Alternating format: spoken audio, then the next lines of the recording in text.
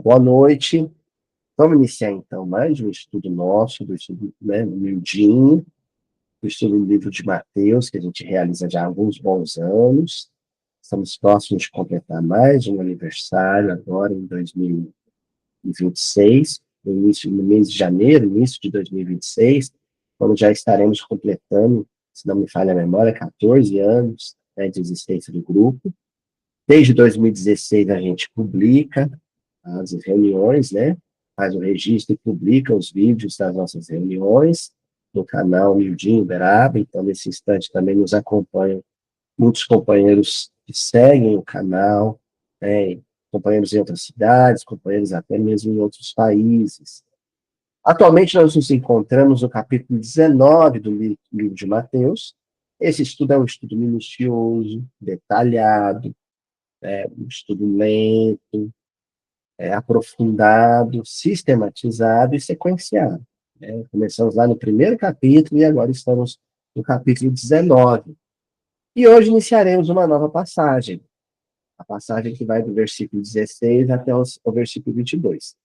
Terminamos a semana passada uma sequência de estudos das passagens relativas ao deixar e vir a minhas criancinhas. Então, fizemos um estudo aprofundado sobre a educação da criança, né, do espírito, quando na fase infantil. E hoje iniciaremos uma outra passagem icônica, uma passagem que mexe com valores, sobretudo mexe com valores contemporâneos, ou melhor dizendo, valores modernos, valores relativos à modernidade, né? À sociedade moderna, à cultura moderna. Uma passagem que confronta muitas de nossas certezas, muitas de nossas convicções socioculturais, né? Enfim, é uma passagem provocativa, né, que abala as estruturas, à semelhança da passagem anterior. Então, não esperem mamão com açúcar, não, tá? É pedreira. Como diria seu Adelmo, né? A gente vai estar na tábua da beirada. Como diria o Tonzinho, a chapa vai esquentar. Certinho? Enfim, do que trata essa passagem do jovem rico? Então, vamos ler a passagem toda e depois a gente inicia o versículo de hoje, né? E a passagem diz assim, iniciando lá no versículo 16 do capítulo 19 de Mateus. E eis que, aproximando-se dele o mancebo, disse-lhe: Bom mestre, que bem farei para conseguir a vida eterna? Versículo 17. E ele disse: Por que me chamas bom? Não há bom senão um só, que é Deus. Se queres, porém, entrar na vida, guarda os mandamentos. Versículo 18. Disse-lhe ele: Quais? E Jesus disse: Não matarás, não cometerás adultério, não furtarás, não dirás falso testemunho. Versículo 19. Honra teu pai e tua mãe, e amarás o teu próximo como a ti mesmo. E aí no versículo 20. Disse-lhe o mancebo: Tudo isto tenho guardado desde a minha mocidade. Que me falta ainda? Disse-lhe Jesus: Se queres ser perfeito, vai, vende tudo o que tens e dá aos pobres, e terás um tesouro no céu. E vem e segue-me. E o mancebo, ouvindo esta palavra, retirou-se triste, porque possuía muitas propriedades. Essa é a passagem que nós estudaremos nas próximas semanas. Não garanto que serão aí apenas 6 semanas. Talvez em algum versículo, um versículo ou outro, a gente permaneça mais de uma semana, para que a gente aprofunde o bastante, o quanto nos for possível. Mas, em média, vai dar aí mais de um mês para estudar essa passagem toda. Isso quer dizer que Essa é justamente a passagem que preparará o nosso Natal, né? Estará aí nas vésperas do nosso Natal. Vamos iniciar então no versículo 16? Mateus, capítulo 19, versículo 16. Eis que alguém, aproximando-se dele, lhe disse: Mestre, que farei de bom para que tenha vida eterna? Mestre, que farei de bom para que tenha vida eterna? Bom, a primeira coisa que a gente precisa considerar é quem faz a pergunta. É um jovem fidalgo, para usar o termo, né, pomposo. É um jovem fidalgo, é o filho de alguém importante, alguém que nasceu numa classe social privilegiada, alguém que tem capital financeiro, posses, né? Isso é afirmado na própria passagem, que ele tinha muitas propriedades, muitas posses. Possivelmente alguém muito culto, alguém que recebeu orientação grega, né? Que estudou em alguma escola grega, alguém que estudou na escola rabínica, talvez, que possuía também conhecimento relativo à lei, à Torá e os profetas. Alguém que talvez pertencesse ao meio urbano, né, que morasse em um bairro rico, talvez de Jerusalém, que era a grande metrópole da época. E esse alguém se aproxima de Jesus e faz uma pergunta para Jesus. Então, além de ser alguém pertencente a uma condição social de destaque, né, dentro da pirâmide social da comunidade hebraica, do século I, era também alguém que considerava Jesus uma inteligência capaz de lhe oferecer aquilo que lhe faltava. Porque se ele realmente achasse que nada lhe faltava, ele não procuraria Jesus. Desconfio, inclusive, que ele soubesse do que se trata essa expressão, que é justamente a expressão que nós vamos colocar em destaque hoje. Vida eterna. Ele sabia do que se tratava. Tanto sabia do que se tratava, quanto tinha consciência de que isto lhe faltava. E tinha consciência de quem poderia lhe oferecer o caminho, o roteiro, a rota, para conquistar isso que ele pressentia que lhe faltava: vida eterna. E aí, tudo bem? Mas a gente aqui hoje, antes de aprofundar a história deste diálogo, a história desse embate entre Jesus e o mancebo rico, o jovem rico, nós aqui precisamos ter convicção de que sabemos do que se trata essa expressão. Porque ela é a expressão fundamental, ela é a base teológica, conceitual, para toda a passagem. Se nós não entendermos do que se trata vida eterna, o que isso quer dizer, o que isso significa, a gente não tem fundamento para avançar nos versículos seguintes. Porque é justamente a concepção de vida eterna, ou a conceituação de vida eterna, que vai explicar a atitude ou a reação do jovem quando confrontado por Jesus. Quando provocado por Jesus. Porque Jesus, nessa passagem, o que ele faz é uma provocação. Os nossos miudinhos das próximas semanas serão estudos provocativos, extremamente provocativos. Enfim, se eu ainda temia que os nossos episódios se tornassem ainda mais indigestos, de difícil assimilação, não para o entendimento, não para o cérebro, mas para o coração, é agora que a coisa vai se complicar. Porque um estudo aprofundado do Evangelho é alguma coisa exigente, ou seja, que exige da gente algo em troca. exige.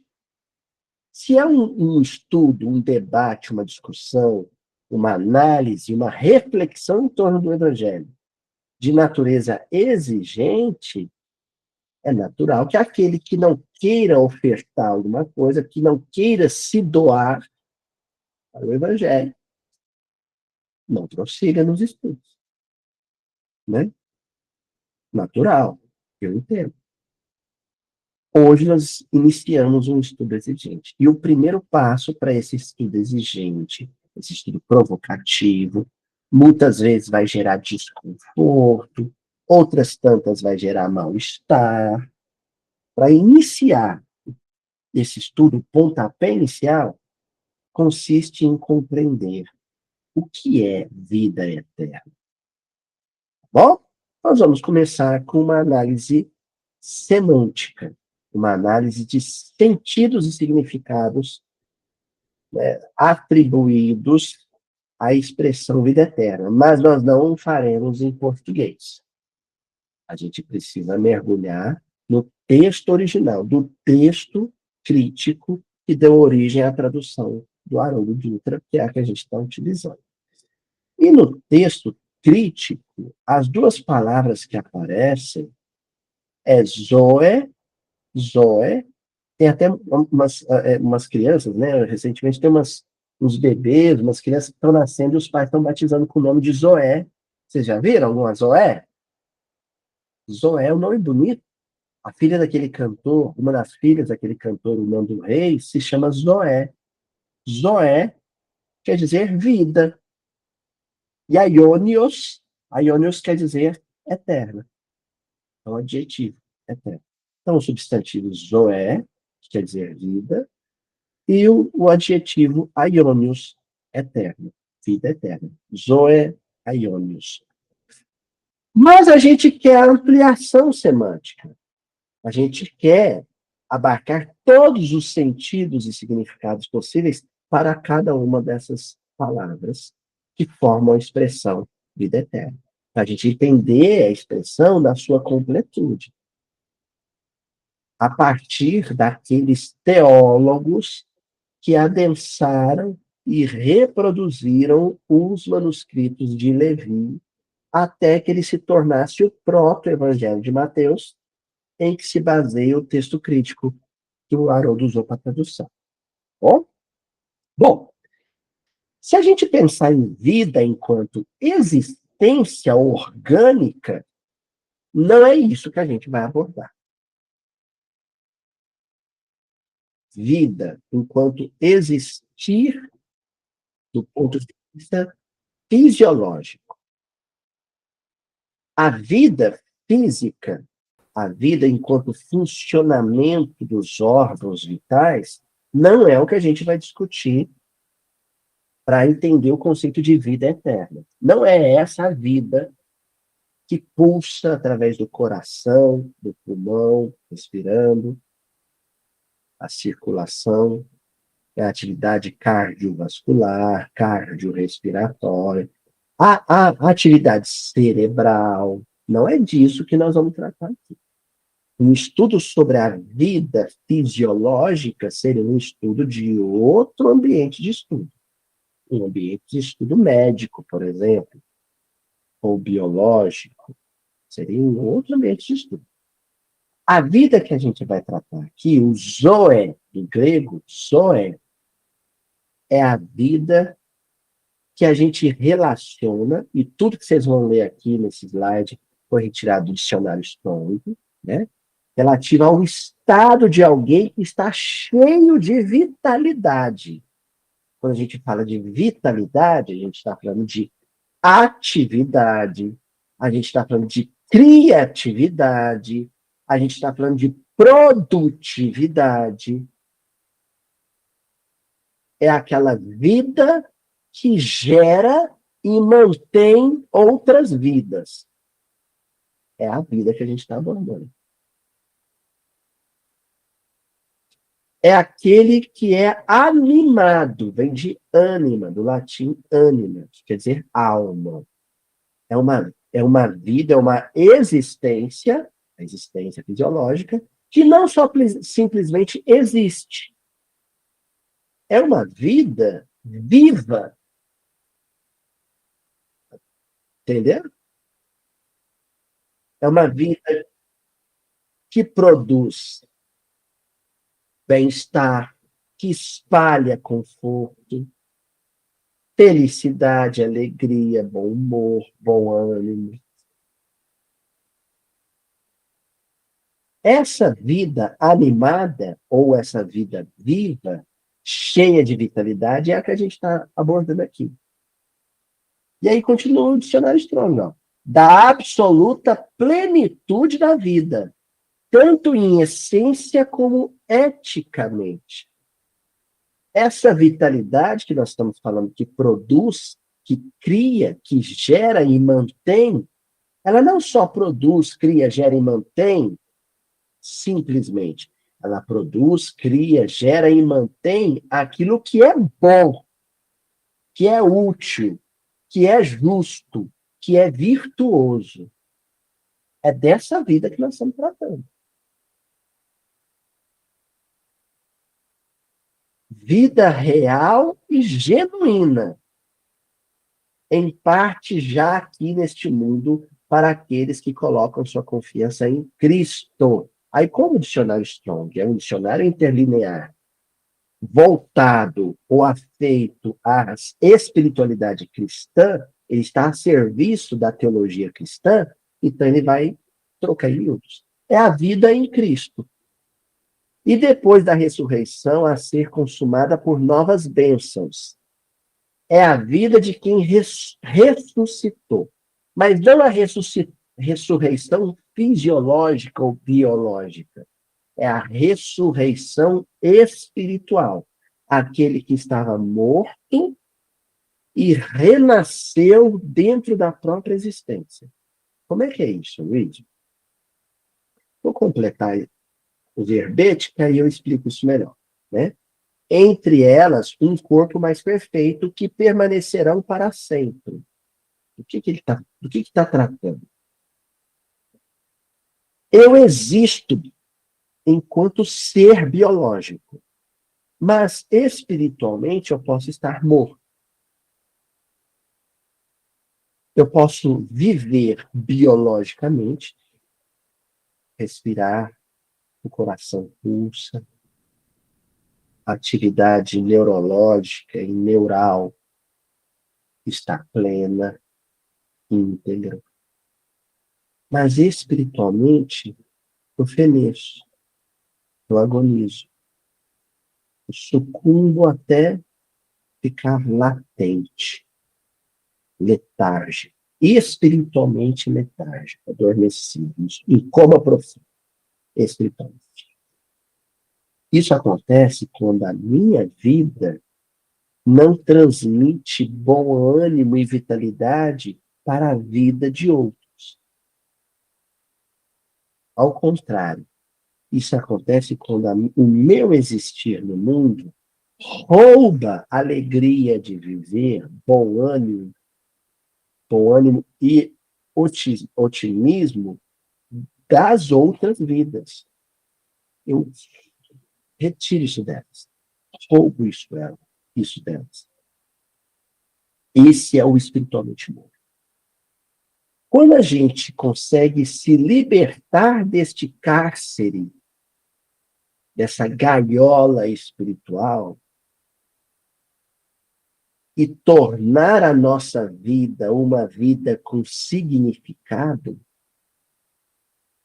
uma vida que gera vida, que espalha vida, que sustenta a vida de outros, aí eu digo que eu renasci, ou melhor, que eu ressuscitei. Que eu só passei a viver uma vida viva após essa transformação de sentido da vida. Quando eu deixo de viver como um morto e passo a viver como um vivo, espiritualmente vivo.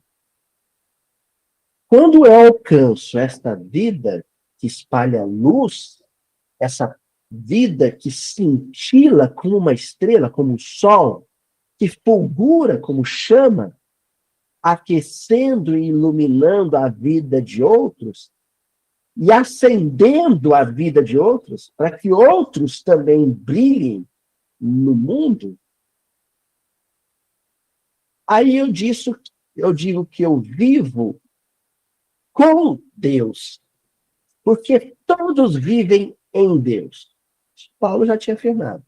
Em Deus nos movemos e em Deus existimos. Nada está fora de Deus. Nós estamos imersos, mergulhados em Deus. Deus é um oceano. Nós somos peixes que nos movemos e existimos em Deus. Mas nem todos que existem em Deus se sentem vivos.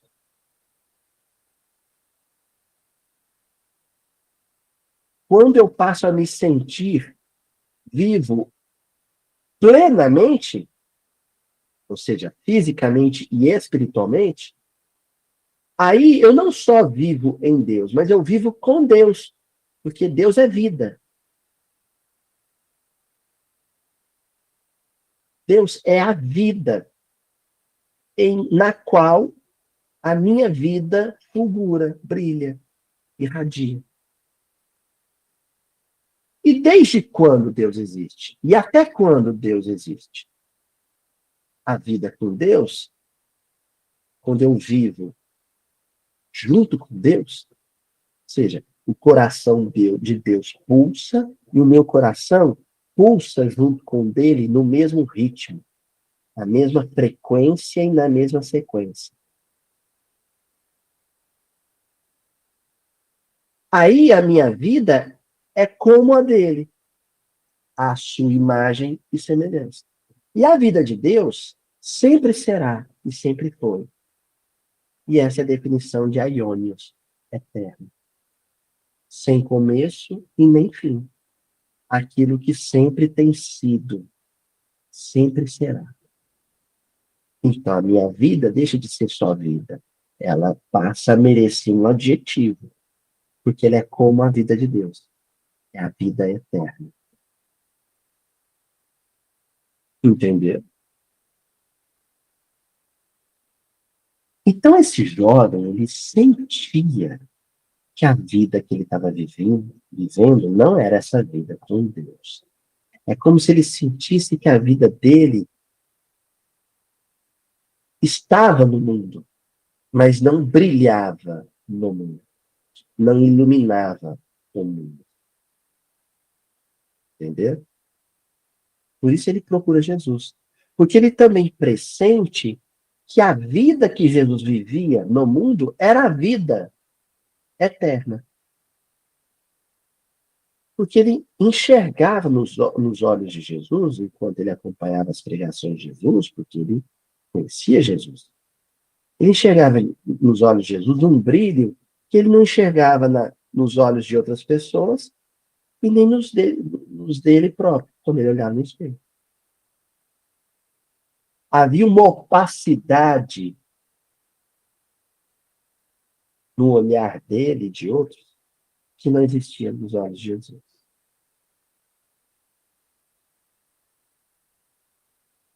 Havia na sua existência uma palidez que não existia na vida de Jesus.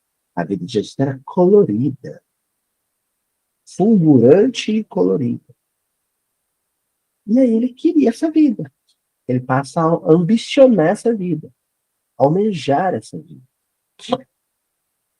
Mas o grande problema do jovem mancebo, que a gente vai aprofundar nesse dilema que ele vive, é um dilema, um drama. O grande dilema desse moço é que ele queria a vida de Jesus, mas sem abandonar a dele. Ele achava ingenuamente que era possível uma coexistência das duas vidas.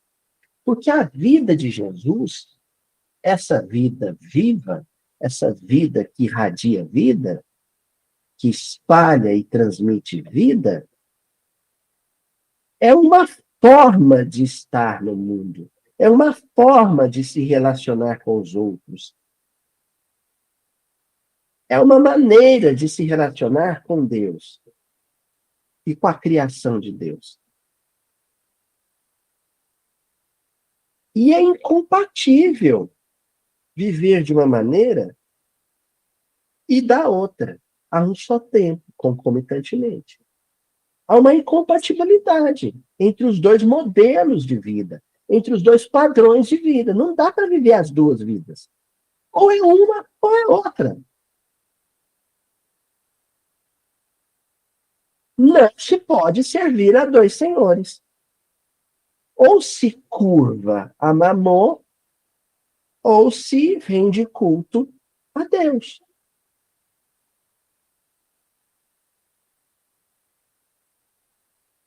Ou se vive segundo o paganismo e o politeísmo do mundo, ou se vive segundo o Espírito e verdade com Deus. Ou é uma coisa, ou é outra.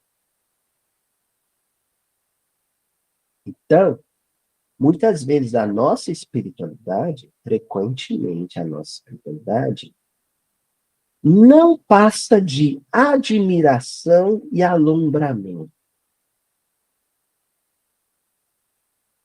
A gente assiste palestras, a gente lê livros, a gente frequenta grupos de estudo, a gente pratica a caridade nas atividades da Casa Espírita destinada à assistência fraterna, porque admiramos Jesus, porque nos emocionamos com a vida de Jesus e porque queremos a vida de Jesus.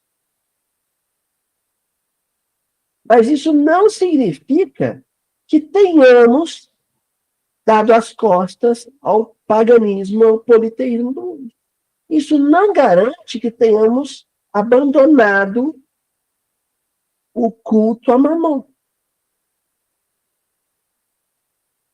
A gente, então, frequentemente,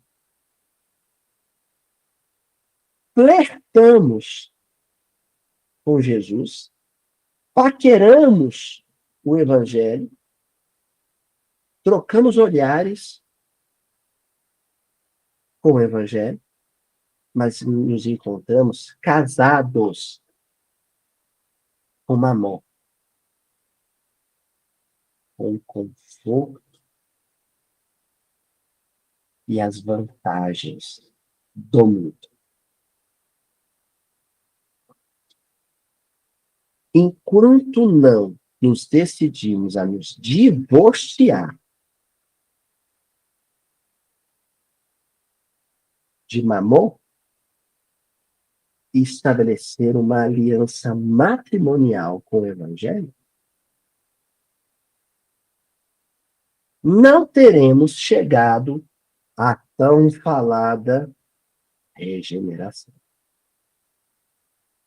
Estamos em processo de transição, mas o mundo de provas e expiações é caracterizado por pessoas, por sociedades, por cidades, países, continentes, ainda comprometidos com os valores e as crenças do mundo.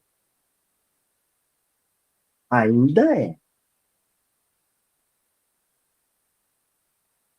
Não existe data limite, sabe?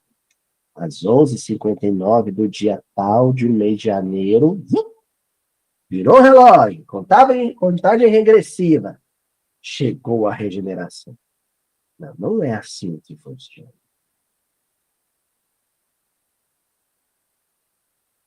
Primeiro, os nossos ídolos precisam ser despedaçados. Primeiro, os nossos ídolos precisam ser partidos, quebrados, cegados ao meio, pela mão divina.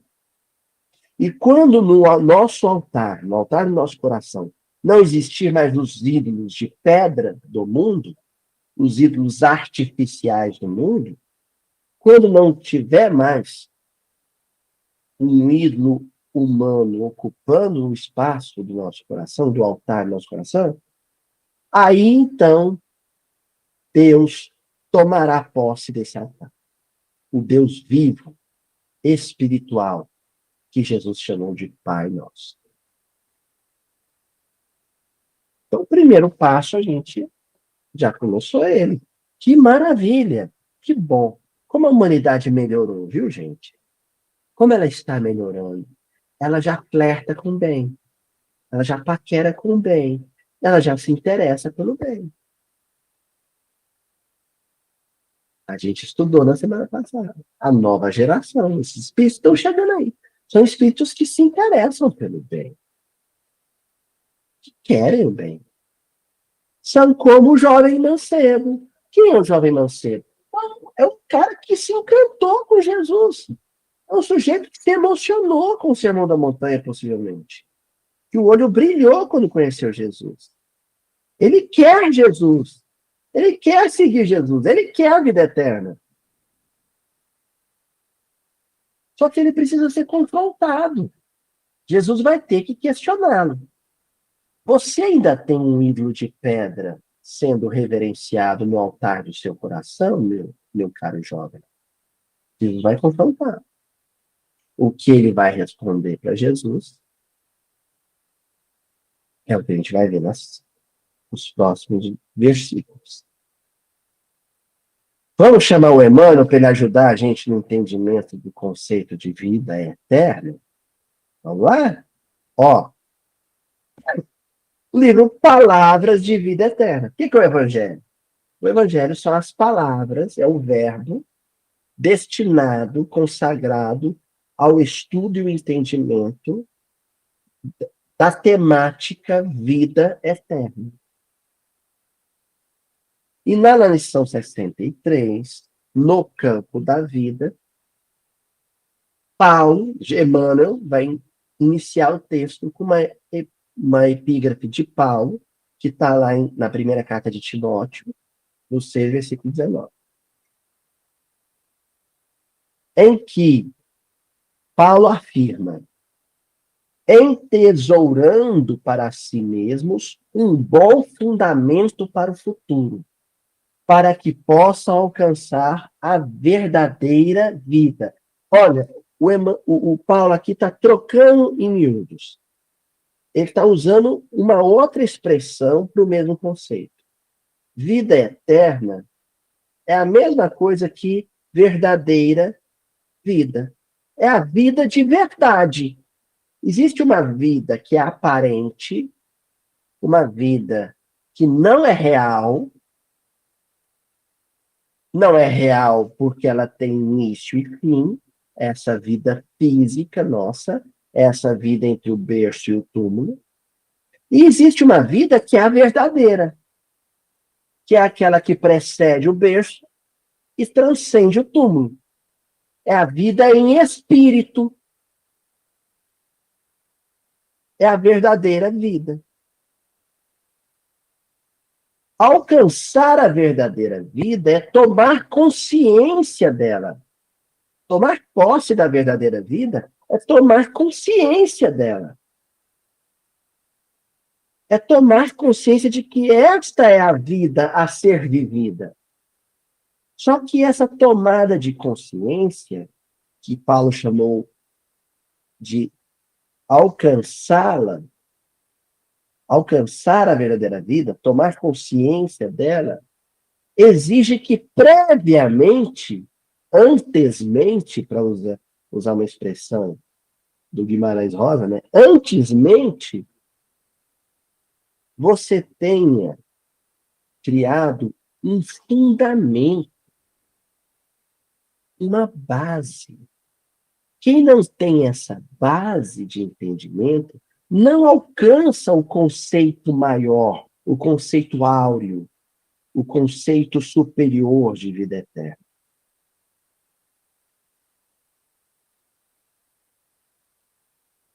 E o Paulo diz que criar esse fundamento, criar esse alicerce, criar essa base, é começar a colecionar tesouros.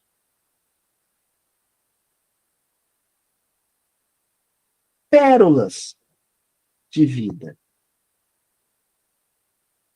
Por isso que ele fala do entesouramento, entesourando para si mesmos um bom fundamento.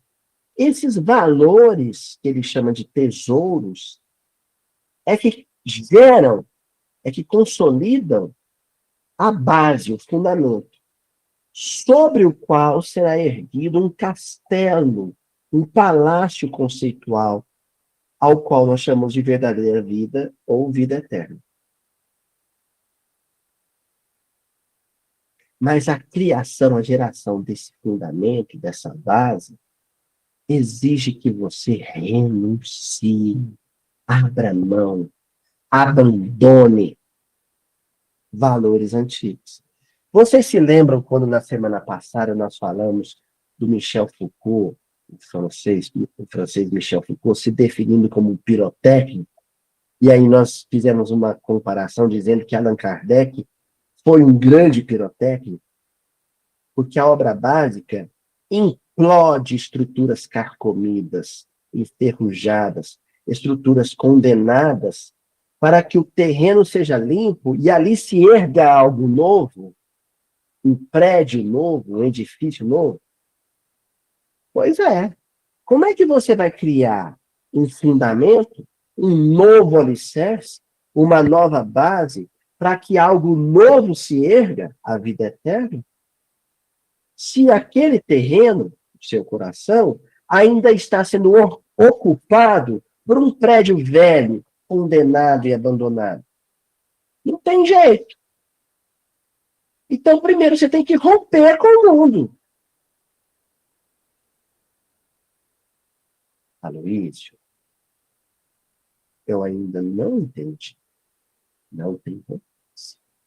Por isso que eu falo sempre que o miudinho não é para você ficar picotando ele em pílula e espalhando por aí, não. O miudinho, usa a nossa série aqui, você tem que assistir antes, assistir o próximo e assistir inteiro. 1 hora e tanto de estudo. Porque você vai completando uma informação com a outra. Como é esse processo de ruptura, de rompimento com o mundo, é o que a gente vai ver nas próximas sequências. É a angústia do jovem mancebo, do jovem rico. É justamente o que vai gerar a aflição dele. Mas hoje a gente vai pincelar algumas ideias que nos permitirão essa compreensão aprofundada depois. Olha o que o Emmanuel diz. Se te encontras interessado no próprio aperfeiçoamento, aproveitar é a palavra de ordem. Aproveitamento. A vida biológica, ela tem data para iniciar e data para findar. Então você tem um intervalo, você tem uma janela existencial entre o berço e o túmulo. O que você gera, produz, cria e espalha de benefício junto à comunidade onde você está inserido, indica o grau de aproveitamento do quê? Do tempo.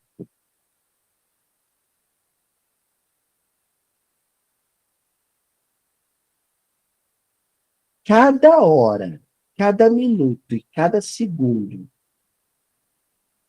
que você gastou, consumiu com ações, pensamentos e emoções que não geram luz, que não espalham benefícios reais, foi 1 hora, 1 minuto e 1 segundo desperdiçado. Em outras palavras, não aproveitar. Continua, Emmanuel. Se pretendes avançar ao encontro do melhor, despoja-te do inútil.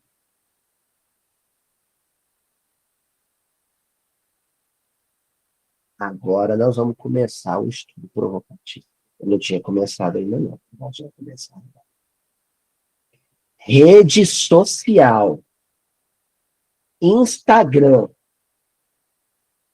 WhatsApp, com receita de bolo, de torta, de pizza, de macarrão, com gracinha de pet, com pet que dá cambalhota, com fofoca de celebridade, com briga política. É minuto jogado no lixo.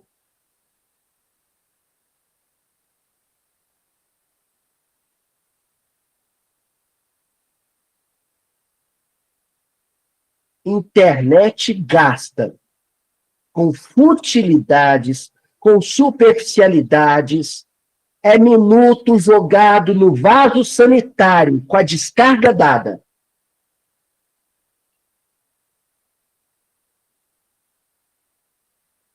Agora, depois que eu fui mais claro, nós vamos repetir a frase do Emmanuel. Se pretendes avançar ao encontro do melhor, despoja-te, livra-te de tudo que for inútil, que não te acrescenta valor, cultura, conhecimento, entendimento, compreensão da vida espiritual.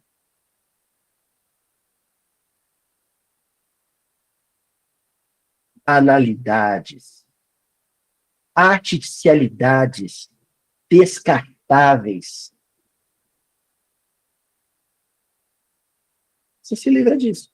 E aí você acrescenta na lista. Uma discussão em família, um bate-boca em família, uma briga no trabalho, sabe? Uma rusga, uma contenda. É inútil. É tempo jogado no lixo. Uma briga de trânsito, tempo jogado no lixo.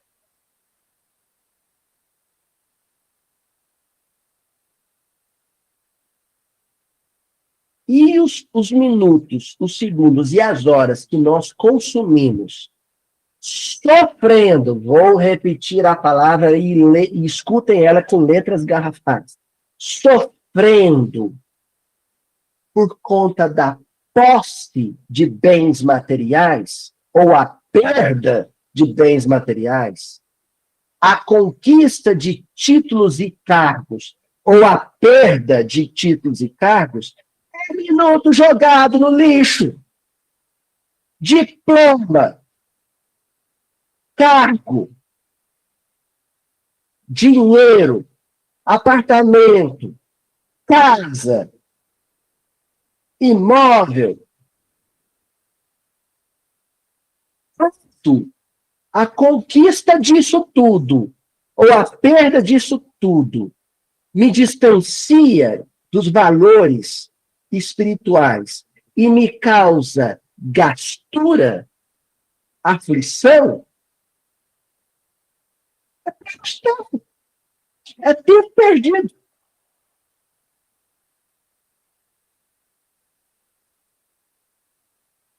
Nós vivemos numa sociedade onde um percentual considerável dos trabalhadores, dos profissionais, se encontram com burnout, porque o ofício, o ganha-pão, se tornou angustiante, se tornou aflitivo. E se tornou angustiante, e se tornou aflitivo, porque tomam da sua vida uma parcela abusiva de tempo. Rouba, sabe? Vampiriza desses profissionais o tempo que lhe era da família, do cuidado com o corpo, do repouso, do trabalho filantrópico, voluntarioso. Vai sugando, sugando, sugando. E cada segundo, cada minuto que a conquista de uma posição na pirâmide social, uma posição financeira, a segurança profissional e material, vai te roubando daquilo que você devia estar vivendo com seus pais idosos, com seus filhos pequenos, daquilo que você deveria estar vivendo em termos de cuidado do corpo, bem-estar do corpo. Esse tempo que te foi roubado, ele não é seu, ele é do mercado. Ele te pertence, mas perdeu.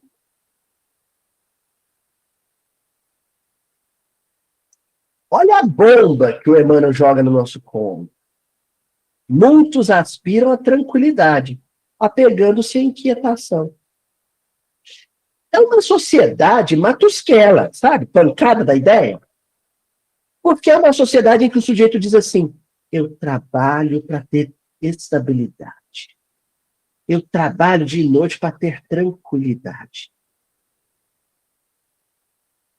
Você perde sossego para ter sossego. Você perde tranquilidade para ter tranquilidade. A conta não fecha, gente. A conta não fecha.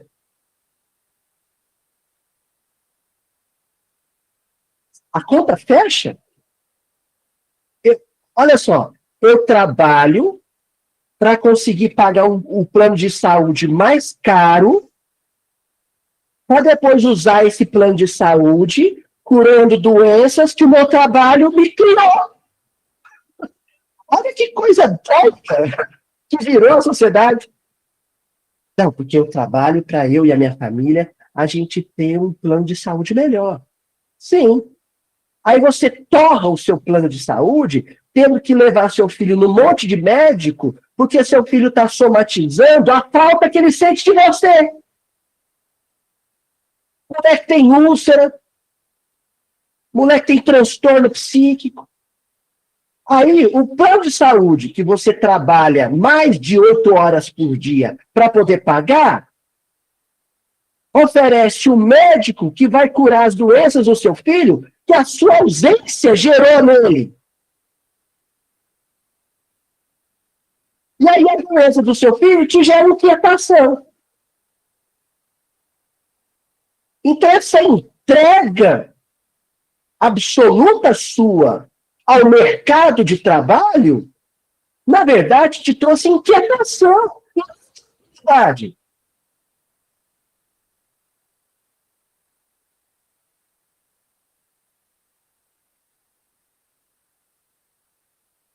E continua Emmanuel. Ó, não sou eu que estou falando, não. É o Emmanuel, é o Espírito. Vocês acham ruim com eles, hoje à noite vocês vão rezar e falar assim, eu não gostei das poucas e boas que o senhor me disse, não, senhor Emmanuel. Vocês brigam com eles. Fica me mandando inbox, mensagem no YouTube, xingando meu estudo. Não, não sou eu, ó. Eu sou só papagaio de pirata. O pirata é o Emmanuel.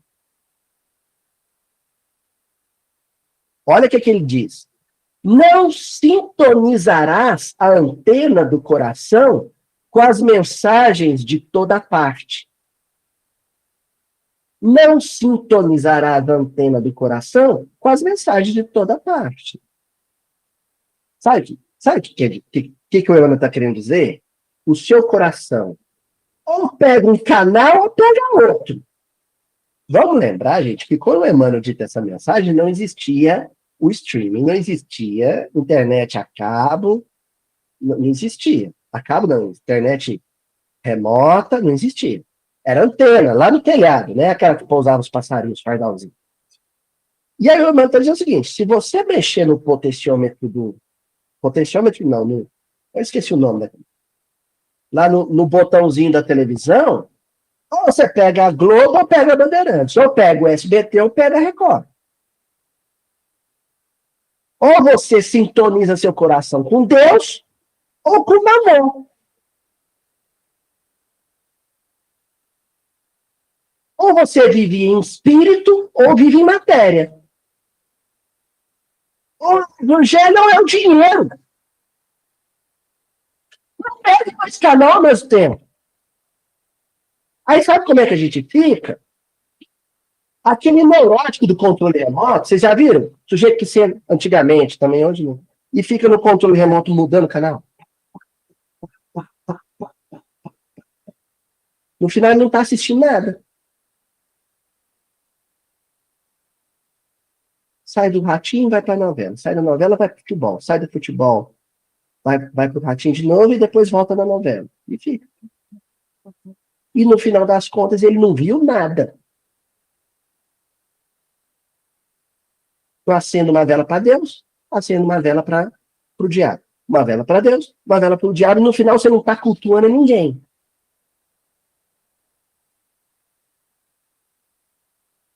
No final das contas, você não vive. É uma vida vã de vazia, oca, sabe? Você é espiritualmente oco por dentro.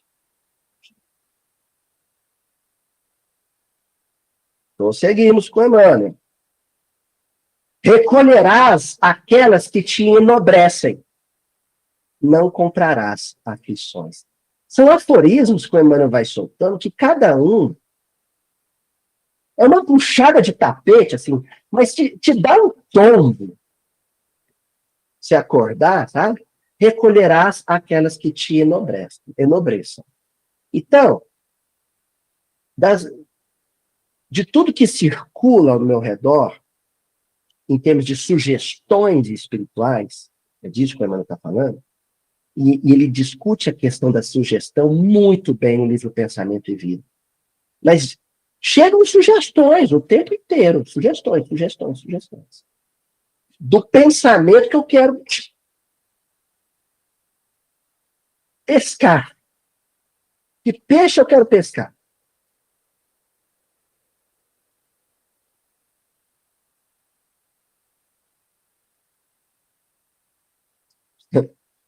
Eu vou entrar lá na rede social, a famigerada rede social, e vai começar a aparecer um videozinho lá, um não sei o quê, uma postagem lá, que mostra o carro novo, que foi lançado agora, que é o mesmo carro, só que novo. Eles falam assim, novo fulano de tal, novo, não sei das coisas, novo Corolla, novo Civic, é sempre um novo. Eles mudam um para-choque e é outro. Aí muda o preço, e aí o cara que tinha o Civic anterior, com o para-choque anterior, que ele já não serve, que é o novo. Aí já assim que é. Isso foi uma sugestão que fisgou. Aliás, eu falei, a gente pesca? Não, ela que nos pesca, né? Você é pescado por ela. Roubou seu pensamento. Pronto. Você pertence a ele. Ali você já sai da rede social, já entra no site, lá no Google, joga lá o site da montadora de automóvel para ver os detalhes, já entra no site da Quatro Rodas para saber qual o desempenho comparativamente com outro carro, e aí você vai à madrugada, e aí você já não consegue parar mais de pensar no lançamento do novo carro. E aí, quando você vai para a garagem para pegar o seu atual carro para ir para o serviço, mas você já começa a achar tanto defeito no carro. Nossa, nossa, é ruimzinho mesmo esse carro aqui. A gente tem que trocar. E você já fala para a mulher, ó, vou ter que trocar o carro, porque eu estava vendo, esse carro, nossa, é cheio de defeito. E lançaram uma versão nova do carro que a gente tem que comprar. Seu pensamento já não sai daquilo. Aí o Emmanuel pede e fala assim, recolherás aquelas ideias, sugestões, que te enobreçam. Isso enobrece o seu espírito? A aflição, a angústia, a inquietação por um carro novo acrescenta alguma coisa em termos de virtude àquilo que você é em essência? Não. Ao contrário, se te inquieta, se te rouba a paz, se afasta de Deus, se distancia de Jesus.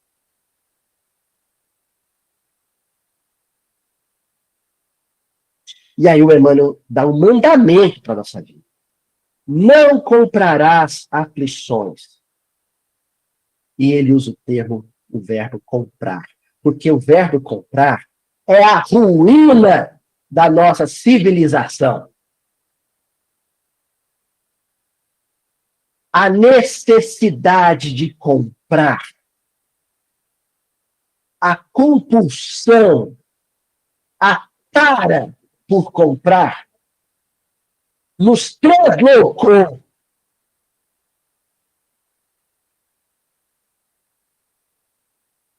O diabo, o demônio, o Satanás se chama marketing.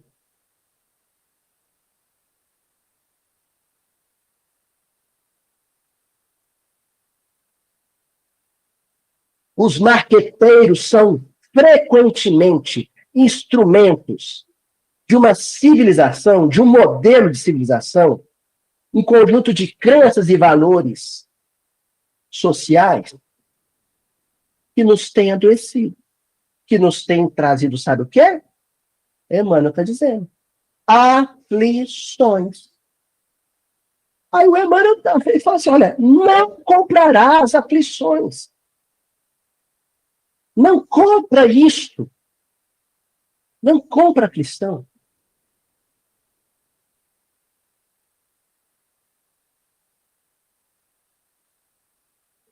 Você pode comprar subsistência. Isso tem que comprar. Você pode comprar subsistência. Vou explicar assim. Vamos ver se vocês me entendem. De manhã eu saio para comprar pão. O alimento mais antigo da humanidade, mais sã. Comprei pão. Eu tenho que comprar pão? Sim, eu tenho que comprar pão. Quando eu compro pão, eu estou comprando subsistência. Eu tenho que dar pão para o meu filho. Quando eu compro pão e dou para o meu filho, eu estou comprando a subsistência do meu filho.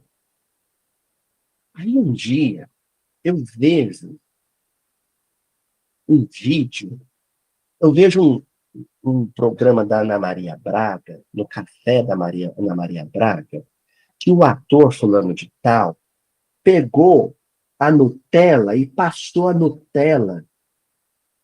Não, vou falar Nutella não, senão eu sou processado. Passou o creme de avelã, ainda bem que a dona Joana é advogada, ela me defende.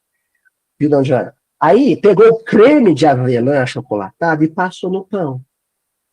Aí é o famoso fetiche do consumidor, né?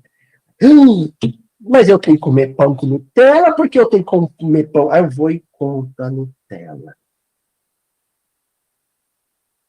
Aí eu passo o pão na Nutella. Aí eu mordo e como uma fatia de pão com Nutella. Abri a caixa de Pandora. Agora, dona Cíntia, eu não consigo mais comer pão que não tenha o creme de avelã. Aí eu perco o emprego, ou sou afastado pelo INSS, igual a Luiz Elias, ganhando menos da metade do que ganhava.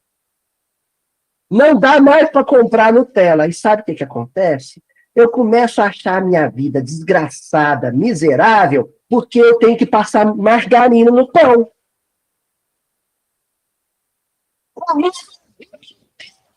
Margarina, achando uma delícia. Aí eu provei a Nutella. Aí não posso mais comprar Nutella. Aí o pão que eu tenho que comer passa a não prestar. Mas antes prestava. Entendeu?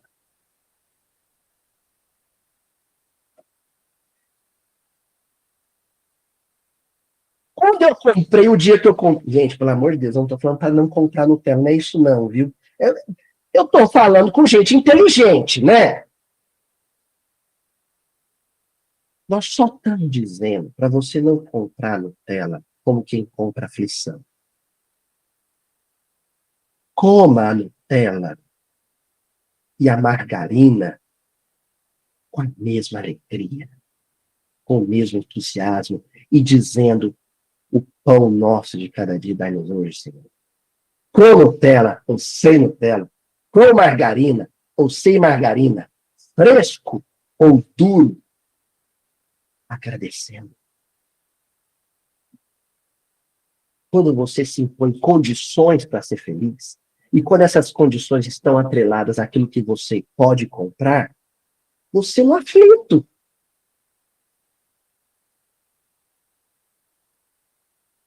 E essa aflição vai te gerar preocupações inúteis.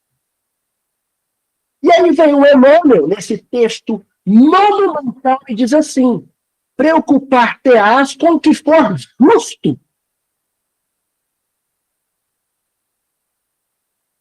O que for justo. Não me preocupar se o meu filho é bom com os colegas. Não se o meu filho tem ou não o último videogame. Eu vou me preocupar se o meu filho trata a professora com respeito. Não se ele vai ou não na excursão para o parque.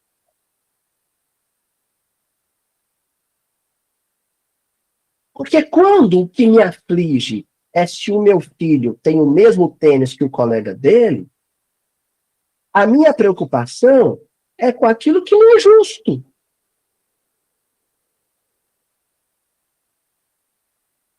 Mas quando eu me preocupo com o caráter dele, somente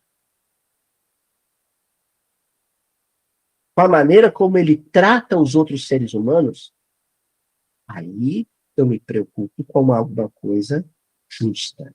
Pré-ocupo. Eu me ocupo previamente. Ou seja, eu ajo antes, eu oriento antes, eu ofereço exemplo antes, para que depois ele vivencie esses valores. Para que posteriormente ele vivencie esses valores. Essa é a única preocupação justa de um pai de família, de uma mãe de família. A única. Meu filho tem que comer, não importa o quê. Meu filho tem que beber, não importa o quê. Meu filho tem que vestir, não importa o quê. Quando você passa a selecionar o que ele tem que comer, vestir ou beber, e tornar aquilo uma aflição, tem alguma coisa errada na sua experiência parental.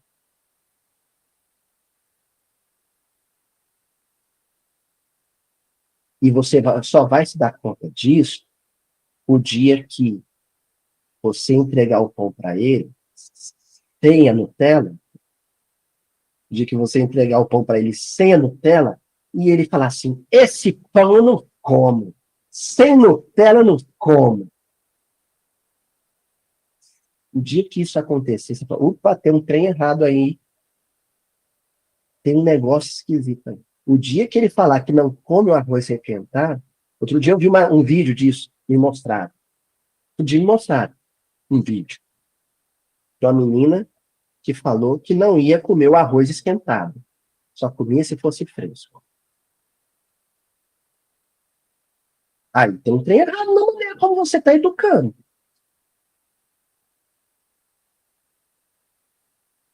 Continua, mano. Não te esqueças, pois, de que viver é atributo de todos. Respirei. Tenho pulso? Estou vivo. Mas viver bem é o caminho de quantos se dirigem, leais ao bem, para a divina luz da vida real.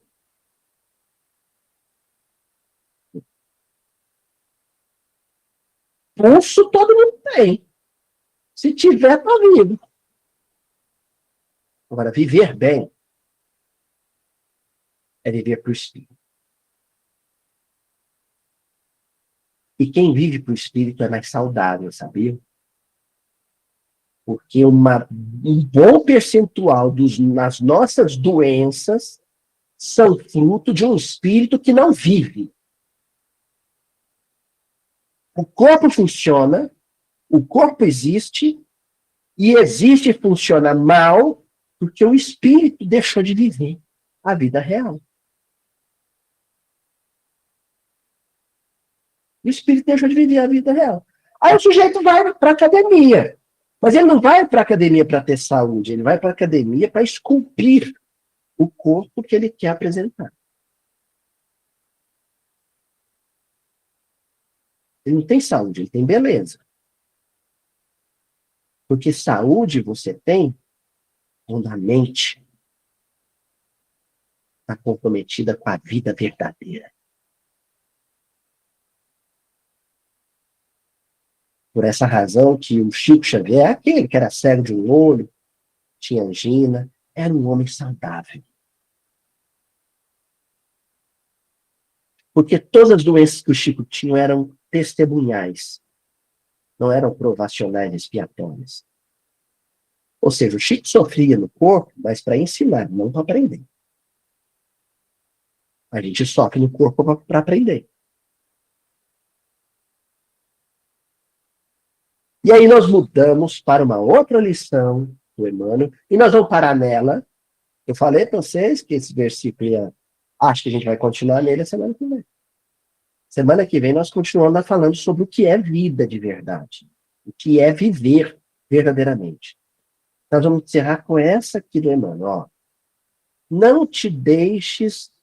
Ah, não, eu acho que dá tempo. Vamos ver. Esse estudo nosso é muito caótico. Não te deixes conduzir por simples ilusões. Não te deixe conduzir por simples ilusões. Agora eu vou contar uma história para vocês, muito antiga, atribuída a um poeta chamado Homero. Não se sabe se ele era um poeta itinerante ou se Homero é um pseudônimo para vários poetas, não se sabe. Mas ele conta uma história chamada Odisseia. E nessa história, é a história do Odisseu. E o Odisseu quer voltar para a ilha dele, a Ítaca. Ele combateu durante 10 anos a Guerra de Troia, e aí ele entra no navio, quer retornar para a ilha dele. Mas ele afrontou Poseidon. Ele enfrentou Deus, e o Deus falou, você vai até voltar, mas você vai comer o pão que o Poseidon amassou. Você vai sofrer. Vai sofrer horrores para voltar para sua ilha.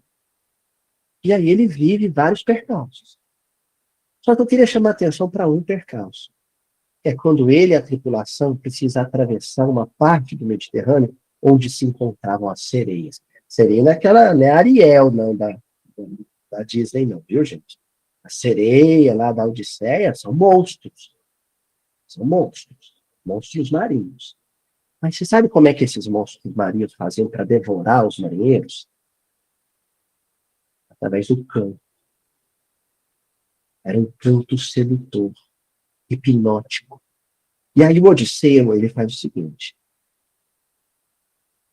Eu vou colocar cera de ouvido no ouvido da minha tripulação, para nenhum escutar o canto da sereia e não se lançar no mar. Porque os marinheiros se chutavam o canto da sereia, se lançavam no mar, a sereia ia lá e devorava eles. E ele precisava ouvir para conduzir o barco, para escutar, né, o ruído do vento. E aí, o que ele faz? Ele se amarra ao leme. Assim, mesmo que ele escutasse o canto das sereias, ele não se lançaria ao mar. É a estratégia do Odisseu. Mas sabe o que acontece? Os títulos e cargos e posses e bens materiais do mundo são sereias cantando.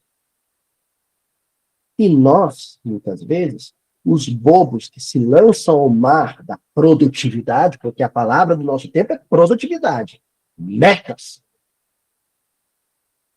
As planilhas e planilhas de Excel estabelecem metas. E você tem que atingir as metas.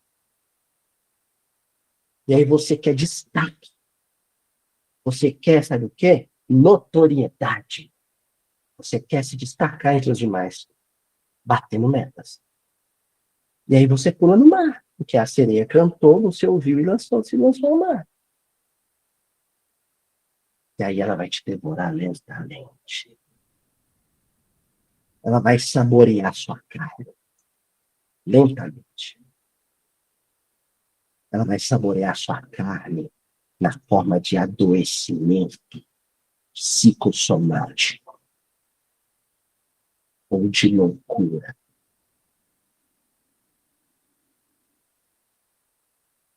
Esse campo das glórias do mundo é o que o Emmanuel está chamando de simples ilusões. Não passam de ilusões.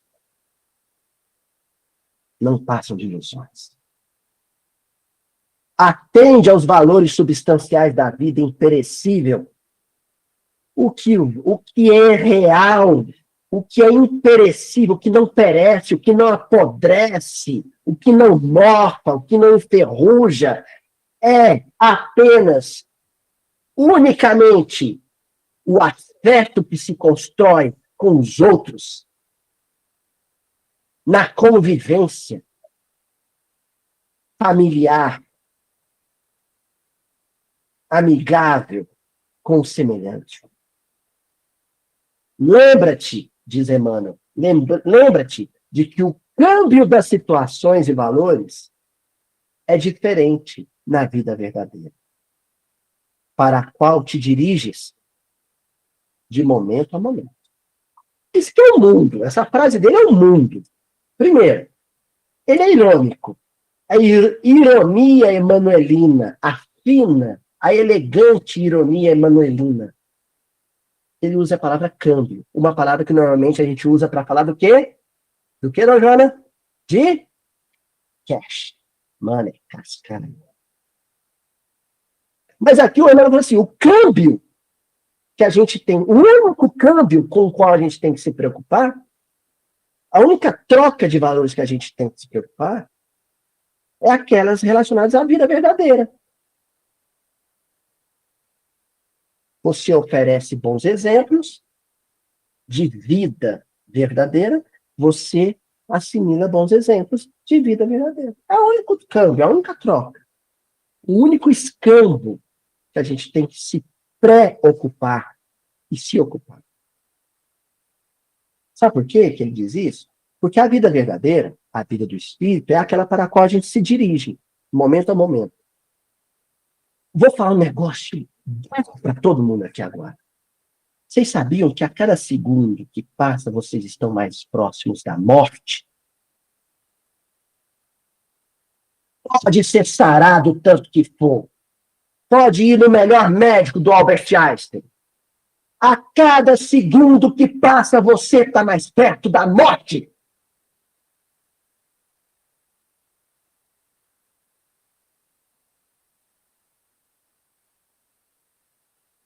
Momento, momento.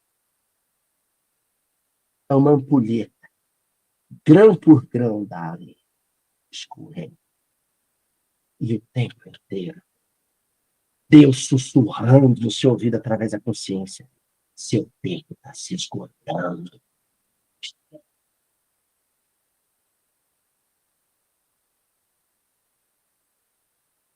Por isso, que a única coisa que eu desejo a todos vocês aqui em Uberaba, por exemplo, é que façam pelo menos uma breve visita ao Hospital Eliangote. Tudo muda ao Hospital de Barretos, ao ENCOR em São Paulo, que visitem pelo menos uma vez na vida um CTI. E eu digo mais para vocês, se uma visita ao CTI como visitante não for suficiente, terá que ser como paciente. E se a estadia no CTI como paciente não te for suficiente para despertar, você vai despertar na vida verdadeira. Tomando consciência de que viveu 60 anos, 70 anos, 80 anos de uma vida falsa, fake.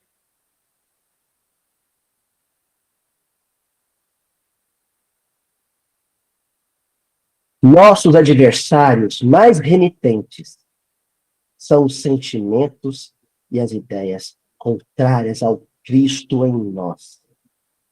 É muito simples a equação. Como Jesus viveu? Como é que ele viveu? É um que não teve onde cair morto. Como é que eu sei que ele era morto de fome? Porque o tempo inteiro o evangelho diz assim, e Jesus ceou na casa de Zaqueu.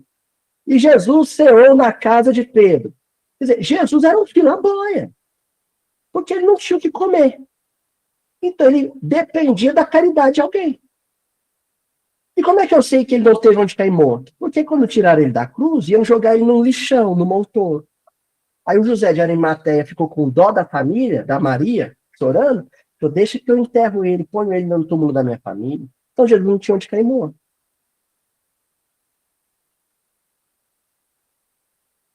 Quanto mais distante dessa vida, materialmente, financeiramente despreocupada estiver a minha vida, porque ela pode estar mais distante ou menos distante.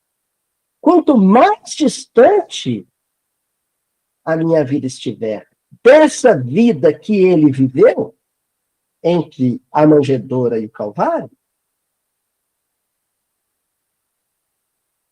mais falsa é a minha vida.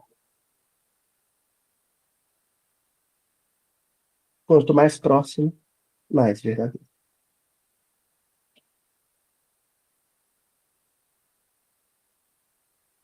Por que eu estou dizendo isso? Porque o Emmanuel falou que esse distanciamento é o único inimigo que eu realmente enfrento na vida. O único adversário. E esse distanciamento é o adversário, mas essas distâncias que eu vou estabelecendo entre a maneira como eu vivo e a maneira como Jesus viveu, são remitentes. Por que são remitentes? Porque já perseveram há várias existências. Já tem encarnação após encarnação que eu vivo do mesmo jeito, da mesma porcaria. A mesma forma mentirosa de se viver. Põe coroa, tira coroa. Senta em trono, faz de trono. Escraviza, é escravizar. As nossas últimas encarnações têm sido uma mesmice. É um tédio existencial, porque é a mesma tecla, mesma tecla, mesma tecla. Ganhar dinheiro, gastar dinheiro, ganhar dinheiro, gastar dinheiro, ganhar dinheiro, gastar dinheiro, morreu. Reencarna. O que eu fiz da minha vida? Arrepende. Mais uma chance. Vai de novo, vai lá, seu filho. Acorda muito. Eu tenho corpo, eu tenho cérebro, vou ganhar dinheiro, gastar dinheiro, ganhar dinheiro, gastar dinheiro, posses, posses, posses, posses, bens, bens, bens. Dá-lhe cartório, registro, mais uma escritura, que maravilha. Mais um carro, opa. Morri. Ai, o que eu fiz da minha vida? E repete. Sabe? Mas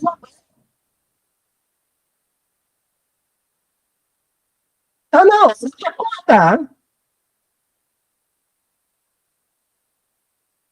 Gente, olha desde quando que o recado está sendo gritado nos nossos ouvidos. Francisco de Assis viveu no século XIII. 1200. No século XIII, Francisco de Assis tirou a roupa na Praça de Assis porque o pai falou para ele, você está entregando para os pobres os meus bens. Francisco de Assis falou assim, são seus bens? Então toma aqui, ó. Tirou a roupa e entregou para ele. Toma aí.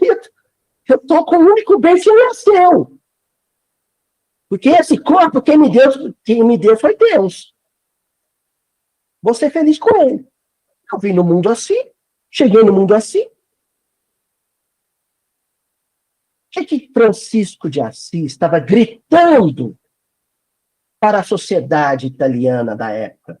Para o Pedro Bernardone, que lucrava com tecido. O que ele estava gritando? De sofrer porque você foi numa festa e a fulana estava com o mesmo vestido. Para de sofrer porque o seu marido pôs uma camisa amarrotada, porque ninguém chegou nesse mundo vestido.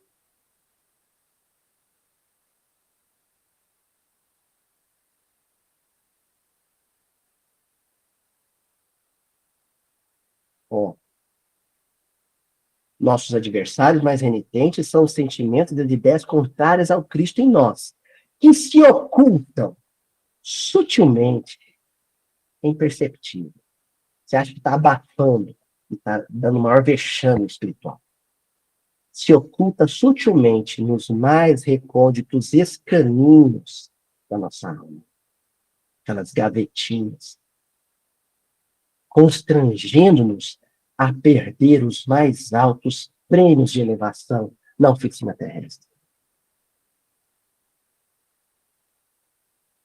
No fundo, você é uma criatura extremamente frustrada, com uma autoestima muito baixa, porque acha que o que vai fazer você ser importante é o tamanho do carro, da caminhonete que você tem, ou o brilho da sua roupa ou da sua joia, ou a quantidade de cômodos da sua mansão. Você acha que vai ser mais significativa a sua vida porque ela ostentou mais, porque ela foi mais invejada, porque você postou o maior número de fotos no Instagram de resorts, onde você entupiu seu fígado, seu pâncreas com açúcar e gordura no all inclusive. E tira a foto do prato da comida, e tira a foto da taça de sorvete, e esfrega na cara dos miseráveis onde você consegue estar. Outro dia vi uma frase digna da mais profunda compaixão e piedade. A frase era assim: viajar não é gastar, é quando você viajar é se indenizar pelas raivas que você passa. Que coisa mais infeliz, superficial, medíocre.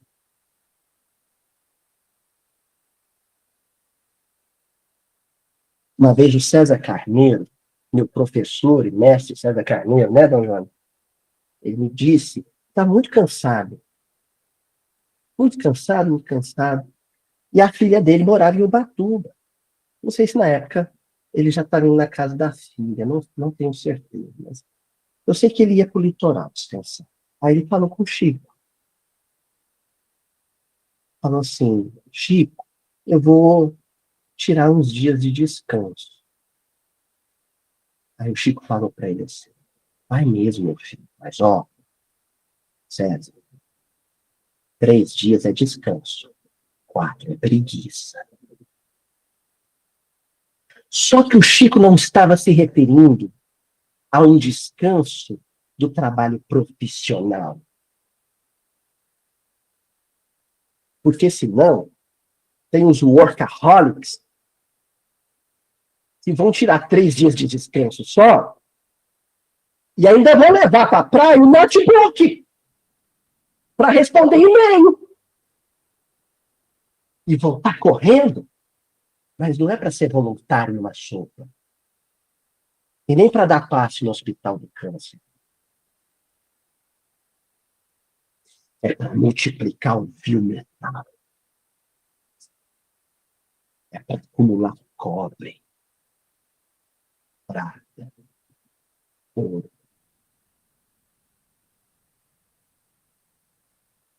E finalizamos aqui, ó, no livro Caridade, na lição 32, que se chama Vida, em que o Emmanuel diz: aprende a pensar em termos de eternidade para que o internato no corpo físico não te empane a visão da vida. Primeiro, o Emmanuel chama a existência berço-túmulo de internato. Ou seja, é passageiro, é uma estadia, é uma breve estadia. Segundo, ele fala assim, vive essa estadia, mas com a mente em outro lugar. A mente na vida eterna, na vida do espírito. Porque senão, sabe o que você vai jogar nos olhos do espírito? Areia. E vai achar que enxerga. Não te esqueças, porém, de que a morte se incumbirá de interromper-te o usufruto das regalias humanas. Ah, a vida é comer, é vestir, é pentear, é deitar em seda. Aquela senhora, aquela gente especial de Deus com capuz e foice, sabe? Ela vem logo. Por que da foice? Já pararam para ver? Ela vem ceifar. Ceifar. É a hora da ceifa. É a hora da ceifa. É inevitável. A ceifa chega para todos. Na aferição dos valores ou dos prejuízos. Aí é outra contabilidade. Você passou a vida inteira mexendo em planilha para descobrir se você lucrou ou teve prejuízo. A vida inteira. Você conduziu sua existência guiado por isso. Aí um dia, o seu avalista espiritual, o seu financiador da existência, vai chegar a olhar no seu olho e falar assim, agora vamos fazer a contabilidade. Espiritualmente, o que você ganhou e o que você perdeu. E você vai descobrir que está no baita do vermelho. Ó, quebrado, espiritualmente falido. Os valores ou dos prejuízos que haja angariado em favor ou desfavor de ti próprio, a fim de que não percas a necessária renovação para o grande anular. E a espiritualidade vai puxar o cinto, vai arrochar, sabe, a porquinha, vai dar um aperto, um arroxo ali, que é para te dizer, meu filho, isso é para você não perder a grande transição pela qual todo o orbe vai passar.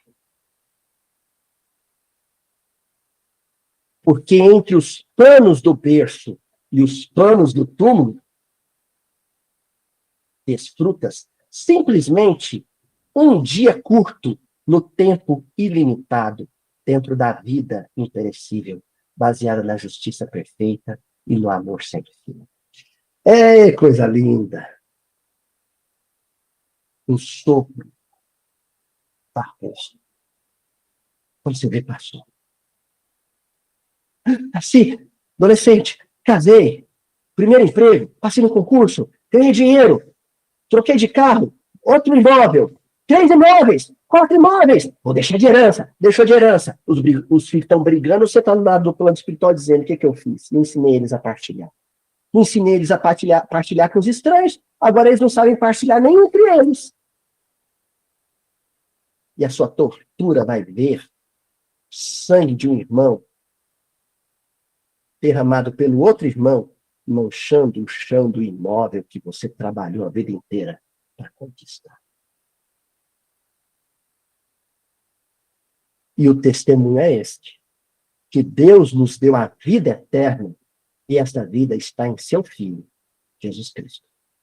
Então, o que Jesus vai responder para o jovem rico nos próximos versículos?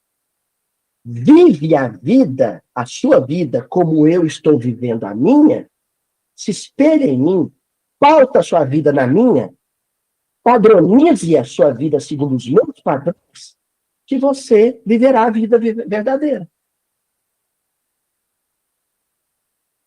E aí, quando o jovem rico olha aquele morto de fome, que não tinha onde pousar a cabeça, ele entende o que ele ia ter que renunciar e abandonar para viver a vida verdadeira.